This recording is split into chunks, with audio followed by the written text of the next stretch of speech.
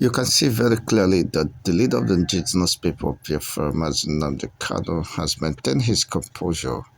Of course, his value for human life and the sanctity of life, of course, has remained intact. You don't want anyone to die. We are fighting for freedom to preserve our people and not, of course, the fast. He has maintained his composure. I don't know why he is being subjected, of course, to such a level of cruelty, only for the very reason of fighting for the freedom of his people. He said that widowhood, young widowhood, should be discouraged, and that is very painful that we have lost our brother. And everything, of course. And some of these soldiers, we are told, are also our people. Yes. Yes. And the family is now in mourning. Yes. So all the making of young widows is condemned in its entirety.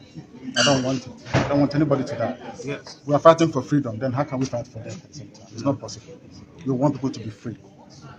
That's what we're fighting for. Nothing more. We've suffered a lot in Africa. I don't know if you know that. Africans have suffered from slavery in Arabia to slavery in Europe to slavery in America. So I think we should focus our time and devote it towards making sure that this continent stands up to what God promised it is going to be. And that's why we're doing what we are doing. Lawyer moves today. Are you seeking an out-of-court settlement with the federal government? It's them that is holding me. They should tell me what they want to do with me. No, it's a direct question. Yes. Sir, are you seeking an out-of-court settlement with the federal government? I can't seek what I didn't initiate. They are the ones that kidnapped me and brought me here. So it's whatever they say that will happen. But your lawyer is trying to move Section 17 of the Federal High Court Act, which calls for negotiation.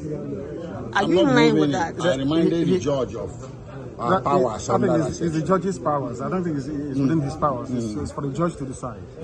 Okay, so would you want the judge to decide that? Yes.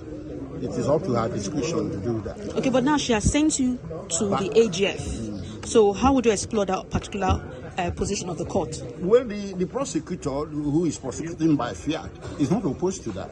He too said we can go to AGF. And we are saying AGF can also come to us. That's correct. So that means they are open to the prospects of reconciliation. That's what the law says. Okay. He's actually quoting the law, what the law says. Yeah. Okay. Not me. Thank you very much, sir. You can see rightly that he is a man of principles. He believes in the fundamental principles of justice. Of course, he said, let the court decide. Having considered him innocent of whatever allegations levied against him and the extraordinary rendition or kidnap of his very person is a flagrant violation, of course, of his fundamental rights and a violation of international laws, which, of course, do not give Nigeria the right to continue his trial. He's a man who respects the law and who, of course, as within the ambit of the law, diplomatic engagement to ensure the freedom of his people is not a violent personality, but a man who believes in Pan-African spirit and development. The Africans can be liberated rather than being enslaved perpetually, he maintains.